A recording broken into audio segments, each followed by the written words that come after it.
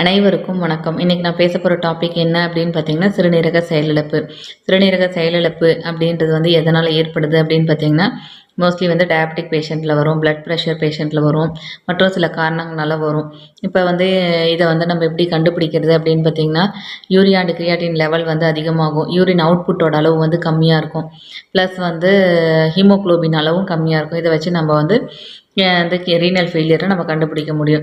இப்போ இதுக்கு என்னென்ன மெடிசன்ஸ் வந்து எடுத்துக்கலாம் அப்படின்னு பார்த்தீங்கன்னா, மோஸ்ட்லி வந்து கிட்னி மூலியமாக வெளியேற வேண்டிய உப்புக்கள் வந்து சரியாக வெளியேறதுனால தான் இந்த கம்ப்ளைண்ட் வருது. அப்போ இந்த உப்புக்களை வந்து நம்ம எப்படி வெளியேற்றணும் அப்படின்னு பார்த்தீங்கன்னா, ஸ்கின் மூலியமாகவும் வெளியேற்றலாம். ஸோ அப்போ ஸ்கின் மூலியமாக வெளியேற்றணும்னு நம்ம என்ன பண்ணணும் அப்படின்னு பார்த்தீங்கன்னா, ஃபஸ்ட்டு வந்து சோப்பு, ஷாம்பு இந்த மாதிரிலாம் யூஸ் பண்ணுறதை அவாய்ட் பண்ணிவிட்டு, அதே மாதிரி தலையில் இருக்க ஸ்போர்ஸு, அதே மாதிரி உடம்புல இருக்க ஸ்போர்ட்ஸ் எல்லாமே ஓப்பன் பண்ணணும். அதாவது வியர்வை கோளங்கள் எல்லாமே ஓப்பன் பண்ணணும் அப்படின்னா நீங்கள் என்ன பண்ணணும் அப்படின்னு பார்த்தீங்கன்னா, மெயினாக வந்து இந்த முதல் நாள் சோறு வடித்த கஞ்சி தண்ணி இருக்குது இல்லைங்களா, அந்த கஞ்சி தண்ணியில் கொஞ்சம் கடலை மாவு, பாசிப்பருப்பு மாவு போட்டு நல்லா வந்து பாடி ஃபுல்லாக சேர்த்து ரப் பண்ணி குளிச்சிங்கனாலும் கொஞ்சம் ஸ்போர்ட்ஸ் ஓப்பன் ஆகும். அதே மாதிரி தலைக்குமே நீங்கள் ஷியாக்கா போட்டு குளிக்கிறீங்க அப்படின்னா, அது கூட வந்து கொஞ்சோண்டு அரிசி கஞ்சி தண்ணி வந்து சோறு கஞ்சி தண்ணி வந்து கொஞ்சம் எடுத்துக்கும் போது என்னாகும், உங்களுக்கு மண்டையில் இருக்க ஸ்போர்ட்ஸ் எல்லாமே வந்து ஓப்பன் ஆகும்போது உங்களுக்கு அதன் மூலியமாக வந்து அந்த வியர்வை மூலியமாக உப்புக்கள்லாம் வெளியேற ஆரம்பிக்கும்.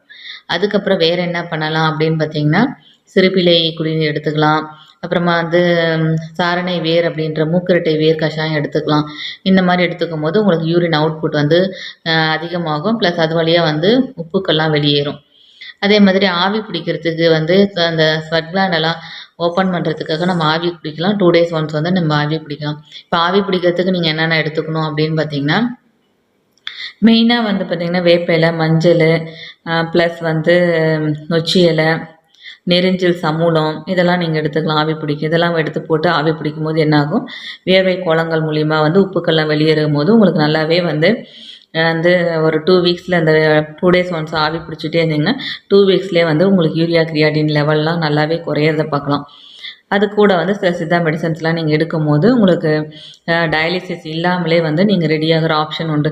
சப்போஸ் நீங்கள் டயாலிசிஸ் வந்து எடுக்க ஆரம்பிச்சிட்டு இருக்கீங்க அப்படின்னாலுமே நீங்கள் அது கூட சித்தா மெடிசன்ஸை கொஞ்சம் ஸ்டார்ட் பண்ணும்போது உங்களுக்கு வந்து இப்போது வீக்லி ஒன்ஸ் டயாலிசிஸ் பண்ணுறாங்க, இல்லை 2 days ஒன்ஸ் டயாலிசிஸ் பண்ணுறாங்கன்னா அதோட அளவு வந்து உங்களுக்கு குறையும். இப்போ வீக்லி ஒன்ஸ் பண்ணுறாங்கன்னா 2 வீக்ஸ் ஒன்ஸ் பண்ணுற மாதிரி உங்களுக்கு வந்து யூரியா கிரியாட்டின் குறையும் போது அவங்களே வந்து டயாலிசிஸோட அளவு வந்து குறைப்பாங்க. அப்புறம் ஃப்யூச்சரில் வந்து வித்தவுட் டயாலிசிஸே நீங்கள் வெறும் சித்தா மெடிசன்ஸ் மட்டும் எடுத்து ரெடியாக முடியும். இதெல்லாம் கொஞ்சம் ஃபாலோ பண்ணி பாருங்கள். நன்றி, வணக்கம்.